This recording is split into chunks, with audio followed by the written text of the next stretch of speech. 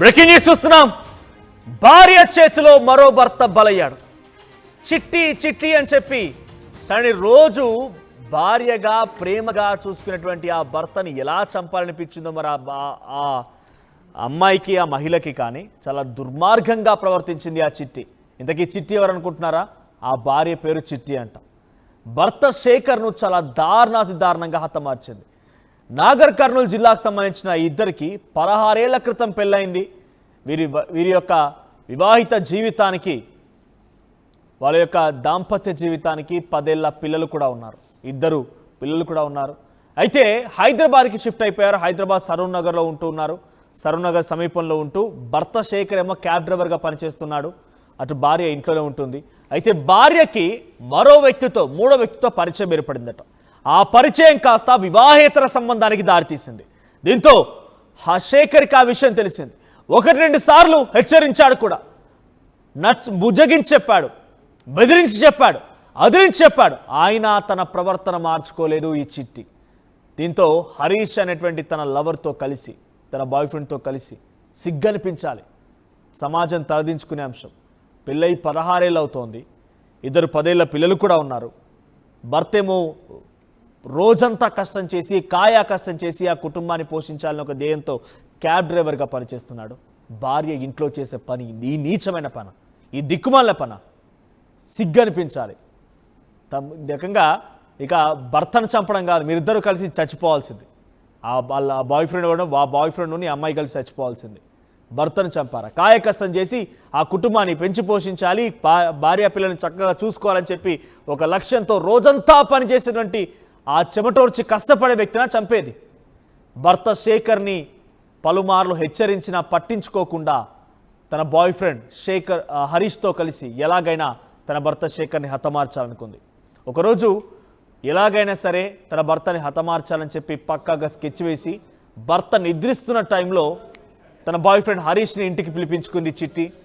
ప్రియుడు గొంతునులుమగా చిట్టి డంబెల్తో తలపై కొట్టిందట. దీంతో అక్కడికక్కడే శేఖర్ స్పాట్లోనే మరణించాడు. వివాహేతర సంబంధం ఇంత దుర్మార్గమైన పరిస్థితి దారితీసింది. భర్తనే కాయకష్టం చేసి తనని పెంచి పోషించేటువంటి భర్తనే చంపాలనుకుంది ఈ దుర్మార్గురాలు, ఈ నీచురాలు. ఈ మాట ఎందుకు మాట్లాడాల్సి వస్తుంది అంటే 16 ఏళ్ళు అవుతుందంటే పెళ్ళి అయిపోయి 10 ఏళ్ళ పిల్లలు ఉన్నారు. కనీసం ఆ పిల్లల కోసం ఆలోచించాలి కదా. అంత కావురమా, అంత బలుపా? ఇంకో 3వ వ్యక్తి కావాల్సి వచ్చిందా? వాడితో వివాహితర సంబంధం, శారీరక సంబంధం ఇక్కడి వరకు దారితీసిందా? ప్రస్తుతానికి తెలుగు రాష్ట్రాల్లో మరోసారి భర్తను చంపిన భార్యగా లిస్టులో ఇక్కడ చిట్టి కూడా చేరింది. చిట్టి అని చెప్పి ప్రేమగా పిలిచి తన కష్టం ఏ కష్టం రాకుండా తన కాయ కష్టం చేసి భార్య పిల్లల్ని పెంచి పోషించాలని చెప్పేటువంటి ఒక లక్ష్యంతో వెళ్తున్నటువంటి శేఖర్కి తన భార్య ఎముడవుతుందని ఏ రోజు కూడా భావించలేదు. ఒకసారి అటు బాధితుడి తరపున, అంటే మృతుడి తరపున కుటుంబీకులు మాట్లాడారు ఆర్టీవీతో. వారు ఏం మాట్లాడారో చూద్దాం.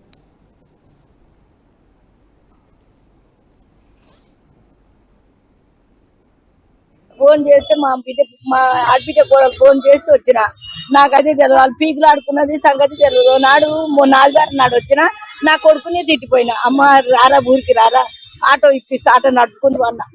అంటే ఇంకా అది ఎప్పుడు వచ్చిందో తల్లిగారింటికి పోయిందంటే ఎప్పుడు వచ్చిందో తెలియదు. వీడికి 2-3 సార్లు రా ఇట్లా కాబట్టి ఇప్పుడు ఎవడైంది మాకు తెలియదు. స్వామి ఏదో న్యాయం చేయాలి. పిల్లలు ఉండరు, ఆడపిల్లలు ఉండదు, పెళ్లికి రాయినా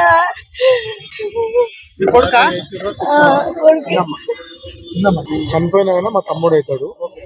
మాకు 12:42కు ఫోన్ వచ్చింది. ఇట్లా మా అల్లుడు ఇక్కడే ఉంటాడు, పెయింట్కి వెళ్ళినా. ఆయన ఫోన్ చేసిండు, ఇట్లా మామని ఎవరు కొట్టినట్టు చనిపోయినంట కూర్చోడు అని చెప్పిండు. నేను 1:15కి వచ్చిన. వచ్చే వరకల్లా పడుకున్నాడు, చనిపోయాడు. కొంచెం దెబ్బలు లాగా కనపడ్డాయి. చాలా మంది బయట నిల్చొని ఉన్నారు. మా మద్దతు పక్కనే ఉన్నది. అంతట్లోనే వాళ్ళు ఫోన్ చేస్తే పోలీసు వాళ్ళు వచ్చారు. వచ్చిన తర్వాత చూసుకొని బాడీని ఉస్మానియాకి పంపించేసారు. మా మద్దతు ఇక్కడ కేసు కోల్కొచ్చింది. 2009లో మ్యారేజ్ అయింది. వాళ్ళకు పాప, బాబు. ఏం చేస్తాడు ఈయన కార్ డ్రైవర్. ఆమె ఏం చేస్తారు? ఆమె మామూలు ఇల్లు పని చేస్తారు.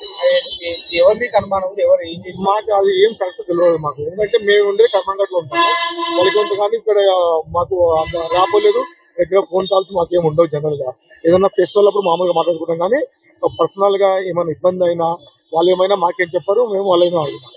వాళ్ళు సొంతం తమ్ముడు అన్న మా సొంతం అంటే మా నాన్నకి 2 భార్యలు, వీళ్ళ తల్లి మా చిన్నమ్మ అవుతుంది. మా అమ్మ తర్వాత వాళ్ళ అమ్మని చేస్తుండ్రు ఊళ్ళోనే. వాళ్ళ అమ్మ ఆవిడ చిన్న ఉన్నప్పుడు చనిపోయింది. సొంతం తమ్ముడు ఉన్నారు ఆయన ఒక్కడే, వాళ్ళ అమ్మకు ఒక్కడే. ఎక్కడ నువ్వు ప్రాపర్ విలేజ్ వచ్చేసి మాదారము, ఊరుకొండ మండలం, నార్కల్ డిస్ట్రిక్ట్. సిటీకి వచ్చి ఎన్ని సంవత్సరాలు అవుతుంది? సిటీకి దాదాపు 20 సంవత్సరాలు అవుతుంది. దగ్గర 2000-3000 వచ్చు. ఇక్కడ వచ్చిన తర్వాతనే మ్యారేజ్ అయింది. అదే ఇద్దరి మధ్య ఎందుకు గొడవ వచ్చింది?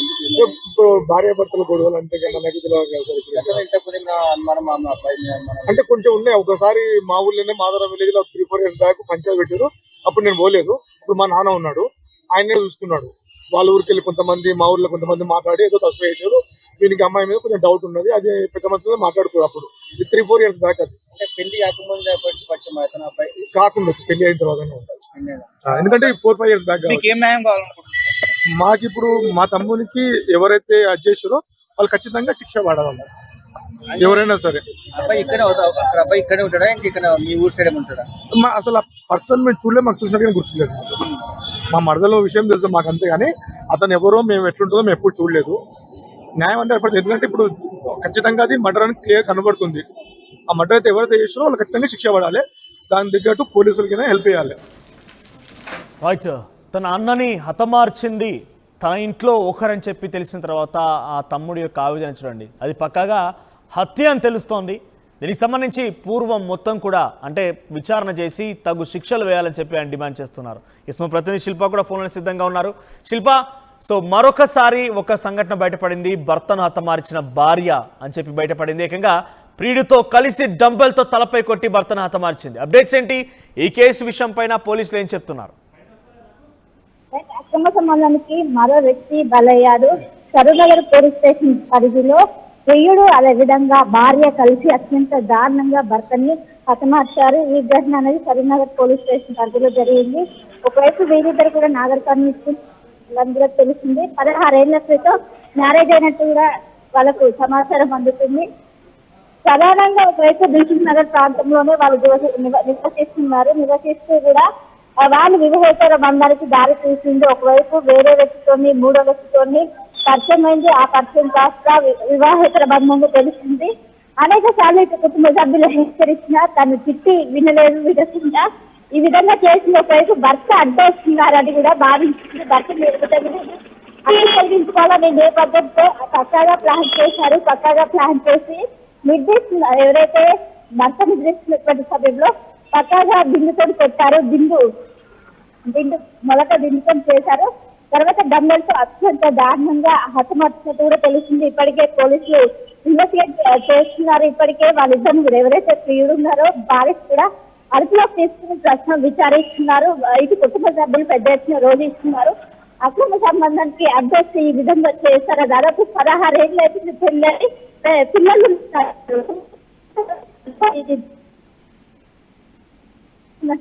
శిల్ప, ఇంతకీ ఆ మూడో వ్యక్తికి ఈ మహిళకి ఎలా పరిచయం ఏర్పడింది? అసలు వీళ్ళిద్దరు ఎక్కడ కలుసుకున్నారు? వీరి యొక్క సంబంధం, వివాహేతర సంబంధం వారికి ఎందుకు దారి తీయాల్సి వచ్చింది? అంటే వారిద్దరికి పరిచయం ఉందా?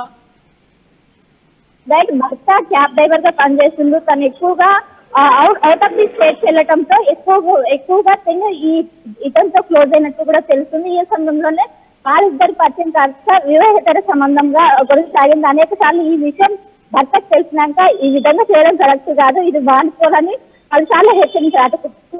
పెద్ద సమక్షంలో కూడా దీన్ని చెప్పినట్లు కూడా తెలిసిన అయినప్పటికీ తాను వినడం లేదు, చిక్కి రావచ్చు. అదేవిధంగా ప్రియుడు ఎట్లనైనా భర్త అడ్డు తొలగించుకోవాలని భావించారు, అడ్డొస్తున్నారని భావించారు. స్పష్టంగా ప్రియుడు అడ్డు హ్యాపీగా జీవించవచ్చు అని వాళ్ళు ఆలోచించారు. అంత భాగంగానే ఇది జరిగినట్టు కూడా తెలుస్తుంది. శేఖర్ అదేవిధంగా పలుసార్లు భర్త అయినటువంటి శేఖర్ ఆ ప్రియుడికి అనేక సార్లు వార్నింగ్ ఇచ్చినప్పటికీ మాత్రం వినలేదు. ఇందులో భాగంగానే మొదటి భార్య దిగపెట్టింది. అనంతరం ప్రియుడు ఎంట్రీ ఇచ్చి డంబెల్తో అత్యంత దారుణంగా కొట్టి చంపినట్టు కూడా తెలుస్తుంది. దీనికి సంబంధించి ఒకవైపు చేస్తారు కుటుంబ సభ్యులు పెద్ద ఎత్తున రోధించినారు. ఎందుకంటే దాదాపు 16 సంవత్సరాలు పెళ్ళయి అయినప్పటికీ ప్రియుడు ఇలాంటి పాల్పడమేంటి, ఇలాంటి ఘటన పాల్పడమేంటి వాళ్ళు పెద్ద ఎత్తున ప్రశ్నిస్తున్నారు. ఇప్పటికే పోలీసులు మాకు ఖచ్చితంగా న్యాయం జరగాలంటూ కూడా శేఖర్ కుటుంబ సభ్యులు పెద్ద ఎత్తున రోధిస్తున్నారు. ఈ విధంగా పని కోసం ఇక్కడికి వచ్చి జీవిస్తున్నారు. ఈ కారణంతో వాళ్ళ భార్య ఈ విధంగా చేయడం ఏంటని కూడా వాళ్ళు పెద్ద ఎత్తున ప్రశ్నిస్తున్నారు. పోలీసులు ఏం చెప్తున్నారు ఈ ఘటన పైన?